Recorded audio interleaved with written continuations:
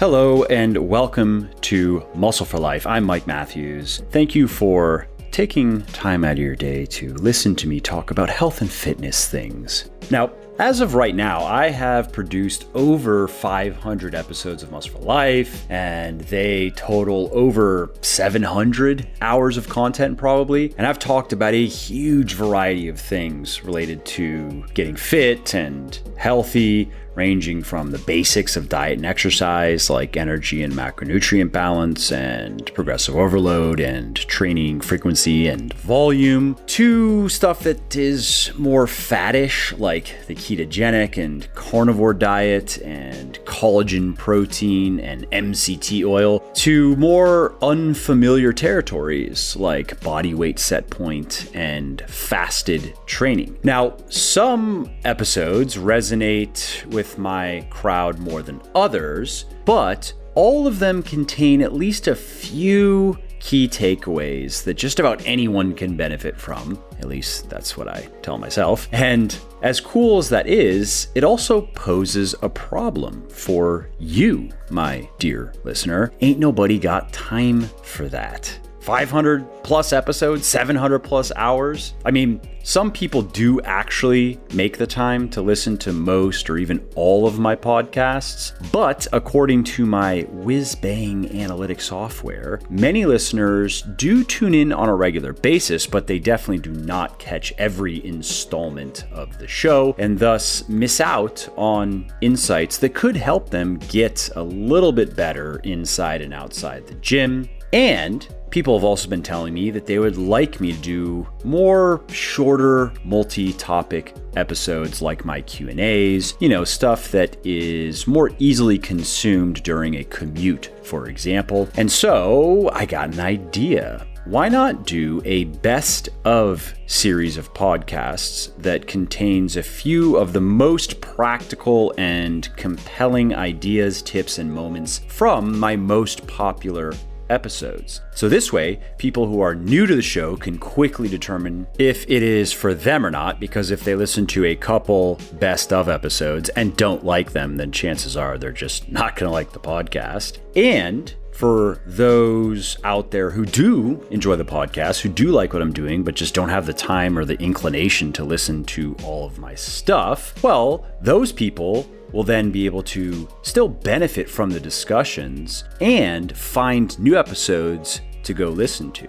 So in this installment of the Best of Muscle for Life, you will be hearing hand-picked morsels from 3 of my most popular episodes. 1, Paul Revelia on how to keep making progress after your newbie gains have been exhausted. 2, why belly fat is so stubborn and how to lose it. And 3, this was a motivational one, a Modi Monday as I was calling them, how to motivate yourself to keep working out. Now, before we get to the show, if you like what I'm doing here on the podcast and elsewhere, and if you want to help me help more people get into the best shape of their lives, please do consider supporting my sports nutrition company, Legion Athletics, which produces 100% natural, evidence-based health and fitness supplements, including protein powders and protein bars, pre-workout and post-workout supplements, fat burners, multivitamins, joint support, and more. Every ingredient and dose in every product of mine is backed by peer-reviewed scientific research. Every formulation is 100% transparent, no proprietary blends, and everything is naturally sweetened and flavored. To check it out, just head over to legionathletics.com, and just to show how much I appreciate my podcast peeps, use the coupon code MFL at checkout and you will save 20% on your entire order if it is your first purchase with us. And if it is not your first purchase, then you will get double reward points on your entire order, which is essentially getting 10% cash back in rewards points. So again, that URL is legionathletics.com. And if you appreciate my work and if you want to see more of it, please do consider supporting me so I can keep doing what I love, like producing podcasts like this. And so let's start with Paul Revelia on how to keep making progress as an intermediate or advanced weightlifter. And if you like the little snippets that I've chosen for you and you want to go listen to the full interview, this one was published February 20th, 2017. So you can go find it if you just search for Revelia, Revelia. It'll pop up. You can search my podcast feed or my YouTube channel and it'll pop up. All right, let's get to it. I'd love to hear from your personal experience and also your experience coaching people, how things change. And so when you go from that, you're coming out of your newbie phase into the intermediate phase and then eventually into the advanced, how does that really look? How does that play out? And what things do you really have to start paying attention to? And what is going to determine your progress from that, again, so you've gained your first 15 to 20 pounds of muscle and you want to gain, if you're a guy, if you're a girl, about half that, and you want to double that though. What got you to that first 15 is not going to get you to doubling it. And how does that really look? Yeah, it's such a great topic because as a child of weightlifting and nutrition and from the 90s and learning all that I could from the muscle magazines, you were often taught things about overtraining and eating, twice your weight in protein per grams per day. And eating 10 meals a day and so forth. So I always felt like I was just missing out on progressing because I wasn't able to do some of those things. I wasn't resting enough or I wasn't eating enough protein. And so what I would often find is when I would get through a beginner phase where I would make a lot of great progress and feel great for 6-8 months, I would reach that place where you go into the gym, the weights aren't going up. Sometimes they're going backwards. You don't feel as good. And I would just stop going to the gym for a couple of weeks at a time. Just to get that feeling back. Yeah, just to regain that. If you're not getting a positive response from something that you're doing, well, maybe I'll just go out drinking with my friends instead of, spending all this time in the gym. And then lo and behold, when you get back in the gym, you make some progress again. Mm-hmm. And so there was actually a lesson there that I was not paying attention to. And that was, the lesson of tapering or deloading, of undulating your intensity. And I think the most important thing when we talk about when you go from a beginner to an intermediate is paying attention to your training volume. The best way to progress is to increase your training volume. But a lot of us, when we're a beginner, we just try to increase our training volume over a single session. So if you're training arms and you're getting 6,000 pounds of volume for arms, well, let's try 6,500 pounds. Mm-hmm. There is a maximum recoverable volume that you can train in a single session. And just so everybody listening knows, volume, we're referring to the number of reps, basically. And so you have the reps and the weight that you're moving, and there's the volume. Yeah, volume is weight times reps times sets. Right. So you're just multiplying 10 pounds times 10 sets times 10 reps, right? So that's or you could just say total reps, multiplied by total weight. But yeah, it's getting to that bottom of how much weight did you lift in this workout, in this week, month? Absolutely. Okay, good. Per body part. And once you start paying attention to that, you can start saying, well, if I'm doing 6,000 pounds of volume per week, what if I split it up and did some different frequency? So maybe twice a week you hit the same body part, and you hit 12 or 11,000 pounds of volume, but split over 2 sessions. Right. This is where things get really interesting. And this was what I like to call my second newbie phase, because I was so afraid early on, after reading all the magazines of overtraining and you only want to hit a body part once a week, that hitting a body part twice a week was going to destroy me. The opposite was the case. When I found a program, when the internet started to become more fashionable, I started looking online and doing research on what was actually the truth. I found that more training volume, more frequency was what I needed to make that next level of progression. And so I find that when you take someone who's been on a single body part per day split, or just training a body part once a week, even if they're pairing body parts, and then you put them where they're training body part twice a week, but undulating intensities, right? So you're not doing the same exact workout twice a week. You're doing maybe a higher intensity one day. Meaning a heavier, harder workout.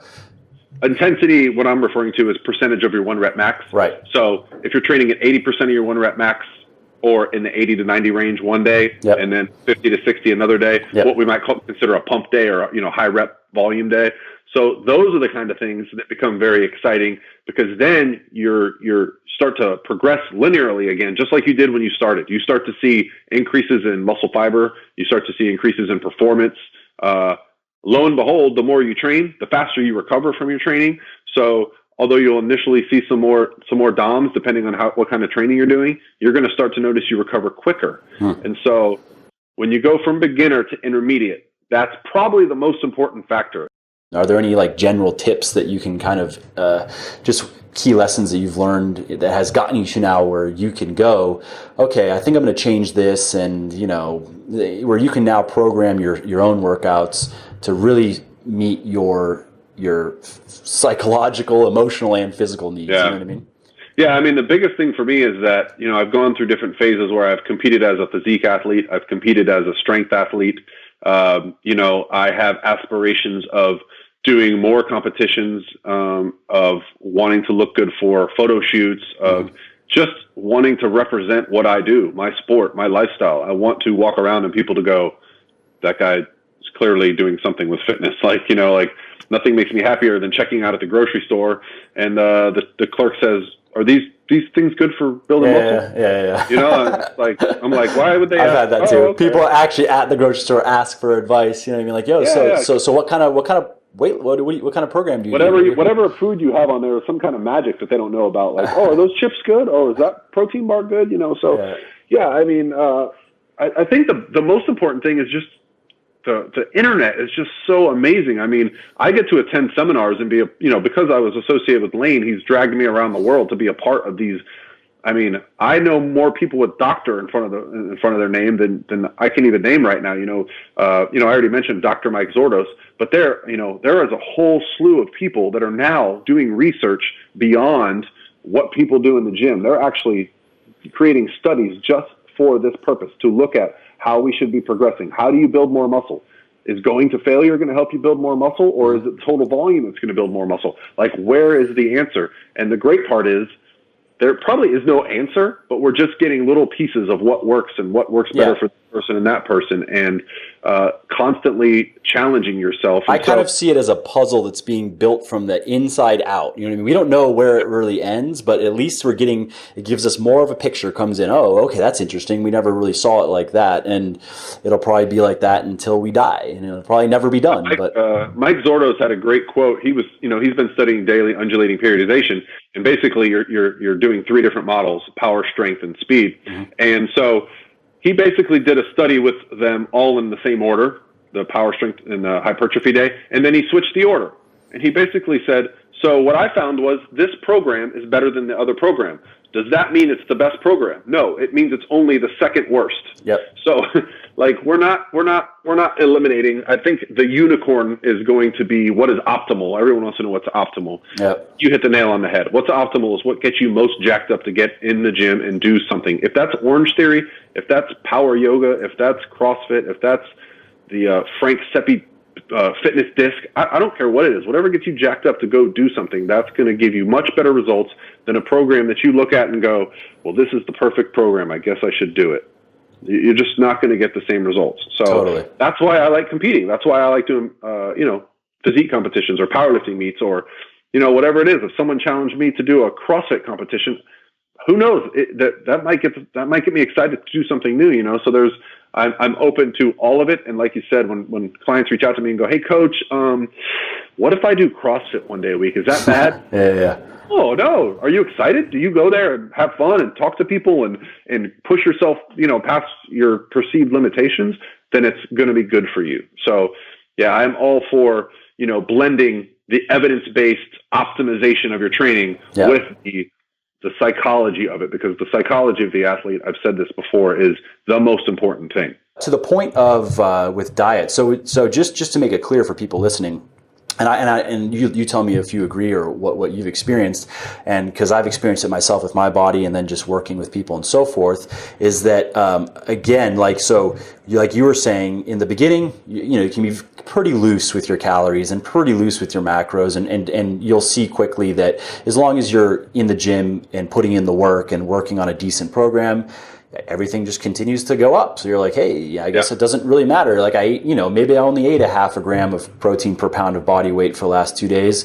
I don't see any difference. And, okay, I'll bring it back up. But then when you get into that intermediate phase, it seems like fluctuating, if your calories and your macros, especially your protein and carbs in particular, is what I've seen, if they begin to fluctuate too much, it negatively impacts training. Like it gets in the way of it's hard to build that momentum, which I have, anyone that has bulked in a proper, I say that, but you know what I mean? Like anybody that has consistently maintained a caloric surplus and kept their macros relatively tight, you get into that like you build momentum and you feel good and you have energy in the gym and you continue to make progress. And what I've seen is that the people that have the most trouble getting into that groove are people whose nutrition is very volatile. Is that something that you've noticed, or? Yeah, so you touched on a very important point, and that is what is going to optimize your progress, and that is your performance in the gym. And if your nutrition is not consistent, if you're not eating enough carbs one day so that you're not hydrated properly, your muscles are not filled out, you're not able to perform and recover in a manner in which it's going to require you during that training session, that's going to negatively impact you. So yeah, that's where we need to get into good habits. Although I'm not someone that espouses that everyone needs to be on the same meal plan, I do believe in meal planning, planning ahead, cooking in bulk. I agree. Putting things in the refrigerator that are easy to grab and go, whatever that means for you. If that means you label 40 Tupperwares per week, fine. I tend to just cook a bunch of chicken, a bunch of potatoes, a bunch of vegetables, put them in the fridge, grab them, weigh them, and eat. So whatever that looks like for you, depending on your goals, consistency with nutrition, you're just going to feel better. You're going to notice more consistent, weight and the way you look and the way you feel if you are consistently hitting your diet. I'm not opposed to any one diet lifestyle as long as it doesn't negatively impact your performance or recovery in the gym. And that's it for the highlights of my interview with Paul Revelia on how to keep making progress after your newbie gains are long gone. And again, if you want to listen to the full interview, it was published on February 20th, 2017. You can find it by searching my feed or my YouTube channel for Paul's last name. That's the easiest way to find it, Revelia. If you like what I am doing here on the podcast and elsewhere, and if you want to help me help more people get into the best shape of their lives, please do consider supporting my sports nutrition company, Legion Athletics, which produces 100% natural, evidence-based health and fitness supplements, including protein powders and bars, pre-workout and post-workout supplements, fat burners, multivitamins, joint support, and more. Every ingredient and every dose in every product is backed by peer-reviewed scientific research. Every formulation is 100% transparent. There are no proprietary blends, and everything is naturally sweetened and flavored. To check everything out, just head over to legionathletics.com. And just to show how much I appreciate my podcast peeps, use the coupon code MFL at checkout and you will save 20% on your entire order if it is your first purchase with us. And if it is not your first purchase with us, you will get double reward points on your entire order. That's essentially 10% cash back in rewards points. So again, the URL is legionathletics.com. And if you appreciate my work and want to see more of it, please do consider supporting me so I can keep doing what I love, like producing podcasts like this. Okay, let's move on to the next episode that is featured in this best of episode, and that is why belly fat is so stubborn and how to lose it. This is just me. This was a monologue that I posted back on December 13th, 2017. So if you like it, you can go find it, and an easy way to find it is just to search stubborn fat. Search the feed or the YouTube channel, and it'll pop up. So let's start at the top. Why is belly fat so stubborn? Now, if you are having trouble losing belly fat, I have good news for you. You don't have to worry that you are genetically cursed and that you're doing the wrong exercises and you just don't know which special exercises you should be doing. You don't have to worry about your hormones. Your hormones are probably fine. You don't have to worry about the foods you're eating. You're not struggling because you're eating the wrong foods. Sugar is not the problem. Carbs are not the problem. Grains are not the problem. Gluten is not the problem. I think you get the point. And the reality is you could follow everything thin belly rule that mainstream gurus prescribe. You could do every belly flattening exercise on the internet. You could get rid of every possible hormone clogging food. You could eliminate every form of sugar in your diet. And you could even subject yourself to the trials and tribulations of low carb living and still have handfuls of ugly belly fat for the rest of your life. It doesn't have to be like this though. No matter what your genetics are, no matter where your hormones are at, you absolutely can have a lean, ripped stomach. And it can be easier than you ever thought possible if you know what you're doing and why. And all that begins with a physiological understanding of how fat burning actually works. So when we talk about burning fat, what we're actually talking about is a two-part process consisting of lipolysis and oxidation. So lipolysis is the process whereby fat cells release the molecules of stored energy, which are called fatty acids, into your blood. And then oxidation is the process whereby cells utilize or burn those fatty acids for energy. Now, the body's primary method of stimulating lipolysis is the production of adrenaline and noradrenaline, which are known as catecholamines. So what happens is these chemicals enter your blood and they travel to fat cells and they attach themselves to those fat cells at points on the cells known as receptors. And once they attach to the fat cells, these catecholamines trigger the release of the fatty acids stored within the fat cells. And then other cells are able to use those fatty acids as fuel. So the fatty acids travel around now in your blood and other cells grab them and burn them as fuel. What most people don't know is that fat cells are not all made alike. Some respond very well to catecholamines and some don't. Now, if you have dieted for any period of time, you have absolutely experienced this. You have experienced the frustrating reality that certain areas of your body, like your chest, your arms, your face, tighten up pretty quickly, but then other areas of your body and the areas that you probably care the most about, like your stomach, your hips, your thighs, seem to not change at all, seem to have no response to the diet and exercise. And the primary reason for that boils down to one simple fact. And it's this: fat cells contain two types of receptors for catecholamines. And those receptors are diametrically opposed in function. So these receptors have names. So one type is known as the alpha receptor, and another type is the beta receptor. And while the physiology in play, the mechanisms are pretty complex, what it comes down to is alpha receptors hinder lipolysis and beta receptors trigger it. Therefore, fat cells with a high amount of beta receptors are relatively easy to mobilize, whereas those with a high amount of alpha receptors aren't.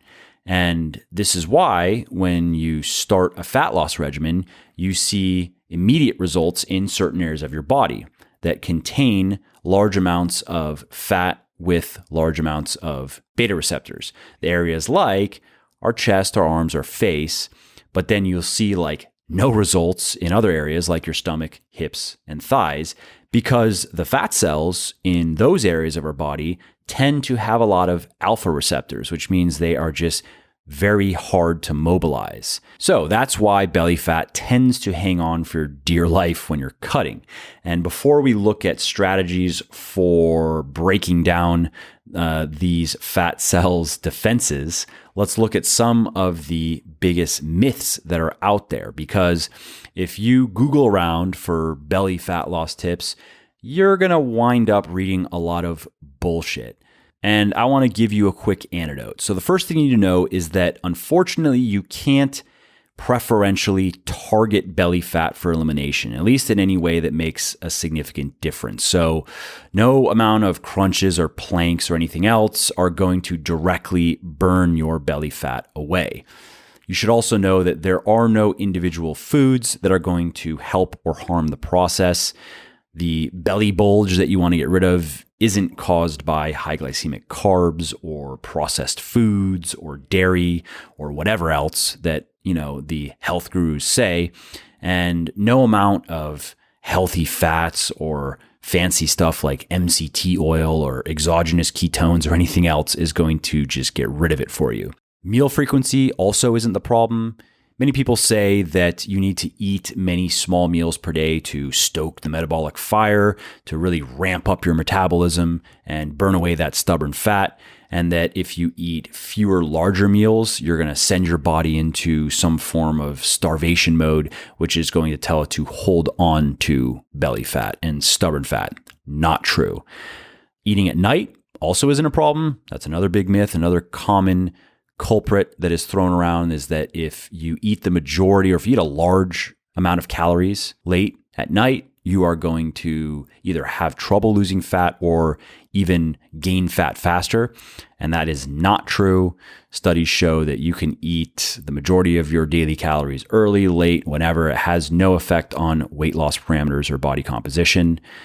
Stress also isn't the culprit. While it certainly can promote behaviors that lead to weight gain, like overeating, for example, it can't directly cause weight gain through hormonal imbalances or any other mechanisms. And of course, supplements are not the key to fat loss. You can do just fine without any supplements, but if you combine the right ones with a proper diet and exercise routine, you can dramatically speed up the process. So here's my personal fat loss stack, so to speak. And, this is what I use, this is what I recommend. So the first supplement is caffeine. And I guess you can get caffeine without supplementing, but I do get my caffeine from a supplement, from a pre-workout supplement. And the reason why it helps is caffeine increases the amount of energy that your body burns throughout the day. It increases your basal metabolic rate.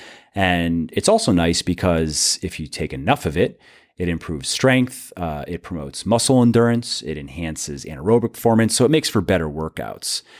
And it's also worth noting that studies have shown that caffeine is best delivered in a pill or powder format, but you do need to watch out for building up a tolerance, especially when we're talking about weight loss, because over time, the more you have caffeine, the less effective it becomes in its fat burning effects.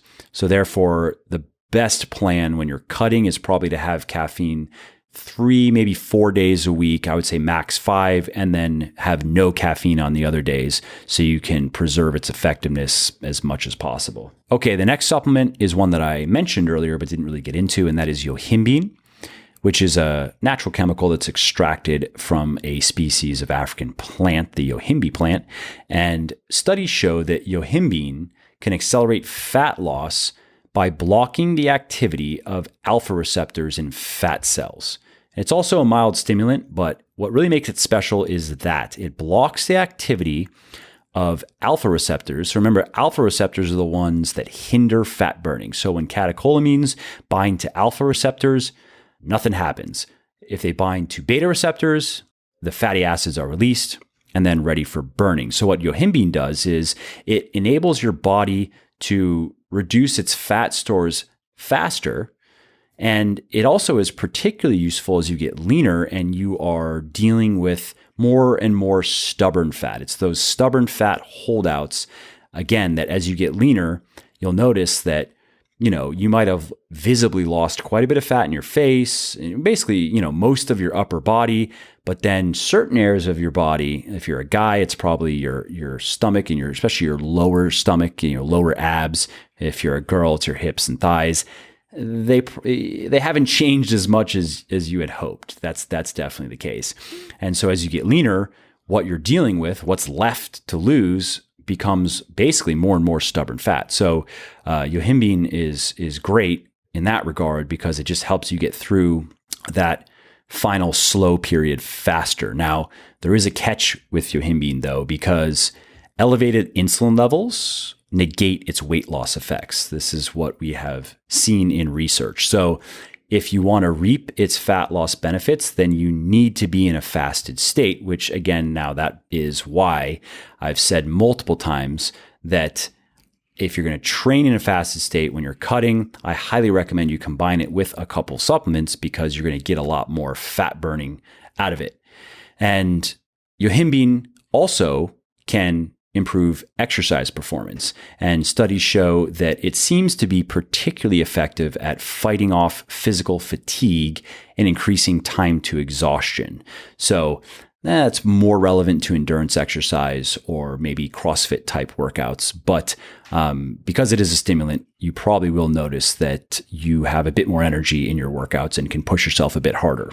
And as far as buying yohimbine, you can buy it by itself. But as I mentioned, it is in my pre-workout fat burner Forge along with HMB and CDP choline, which I won't go into here because it's not particularly relevant to our current discussion. But if you want to read more about it or learn about Forge, just go to legionathletics.com/Forge and you can check it out. Okay, that's it for that episode. And again, that was published on December 13th, 2017. And if you want to listen to the full monologue, just search my feed or my YouTube channel for Stubborn Fat and it will pop up. Let's move on. I've been saying pop up too many times. I think I'm going to use a different phrase next time. Let's get to the final one, which is a Motivation Monday, how to motivate yourself to keep working out. This one was published on March 4th, 2019, if you want to listen to the entire episode. Today's discussion is just going to be about workout motivation in general because it's a tough nut to crack. I take a shirtless picture, I post it on Instagram, I get immediate feedback. I get some likes, I get some lols, I get some digital high fives, maybe a troll or two, but it's dopamine on demand. I poke the button and I get the testicular tickle. Building a great body, however, is nothing like that. Building a great body is spitting into a bucket every day. And nobody really cares until it's almost full, including you. You're just there like, trust me, this spit bucket is going to shine one day. And then you hawk another loogie into it. You just wait. My point is, it is completely self-driven. You want to know what it feels like? It feels like this. You bust your ass through a workout, you look in the mirror, and you whisper to yourself, was that any good? Then you reply, also uttering, I have no fucking idea. Oh, okay, well, should I keep doing it? I really don't know. Please stop talking to me. Okay. Then you try to use your quick-drying, anti-stink, strategically vented workout shirt to soak up your tears, but it is water-resistant, so it is not even good for that. So how do you do it? How do you motivate yourself every day to drag your draggy body up to the barbell and muscle fuck it until a physique is born? Day after day, 1 month, 1 year, 1 decade, if that's what it takes. Here then are some practical thoughts of mine on finding the motivation to build your best body ever, one sweat brick at a time. Train first. Seriously, do it now. Stop leering at me and go train. You see, here's something that I have learned over the years. It doesn't play nicely with everyone's schedule, but getting up early to pound out a workout helps keep it high on the list of things not to fuck up. You see, we only get so many drops of energy every day, and life always finds a way to siphon them out of our skulls in unexpected ways, like tailgaters, noisy eaters, and group text messages. Lavish these drops early on your training, however, and you never have to worry about losing the motivation to do it later. Next tip is to find your way. Sometimes to get things done, you have to stick square pegs into circle holes, which is also the opening of my sexual tell-all, but whatever. Point is, trying to eat and exercise the exact same way that somebody else eats and exercises can itself be demotivating, but eating and exercising the way that you eat and exercise feels like a well-oiled machine. Also, well-oiled machine is the name of said salacious story. Trust me, it is going to be money. Point is, create a system that works for you, get into the groove of eating foods you like and doing workouts you actually look forward to. Develop good habits, develop momentum, which then beget more good habits and momentum. Next tip is to not be impatient. Quick fixes and magic bullets are a myth. There are no weird tricks for melting belly fat. There are no pills or powders for packing on muscle. And there are no biohacks for supercharging your chakras with higher vibrations of the green tea infinity. There's only the work. The work produces forward motion. The forward motion becomes more forward motion. To reiterate, momentum creates momentum. Fuck inertia. That is the motto. The sooner you accept this, the more you will come to appreciate progress, which is itself motivating.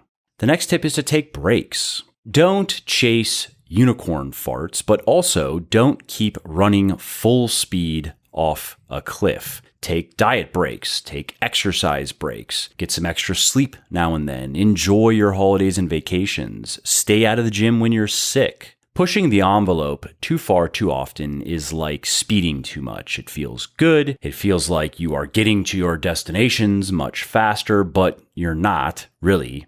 And the risks far outweigh the benefits. The next tip is to drink some liquid motivation. Because look, some days getting out of bed and into the gym is just way harder than it should be. It's like Earth's mass suddenly doubled overnight, and now gravity is trying to stomp your bones into dust. Sure, you can trudge to and through your workout, but there is no shame in downing a hit of jitter juice to lighten the load, and especially when it is Legion Pulse, of course. The next tip is to get excited about your next workout. Seriously, sit there for a minute and contemplate your next workout. Feel the weights moving, your muscles contracting, your heart pumping. Hear the music in your headphones. Picture yourself hitting your rep targets or maybe even a PR or two. Bask in the post-workout bliss. Whatever it is, find something in your next workout that excites you. The next tip is to call on a cheerleader.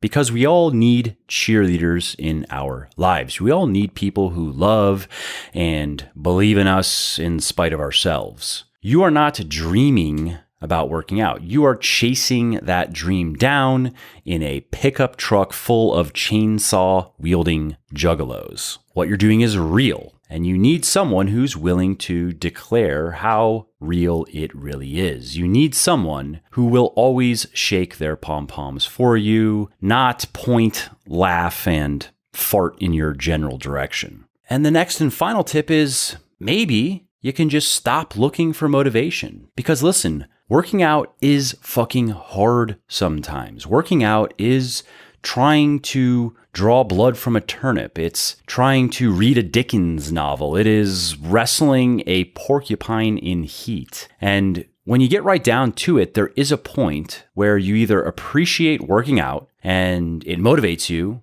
or not.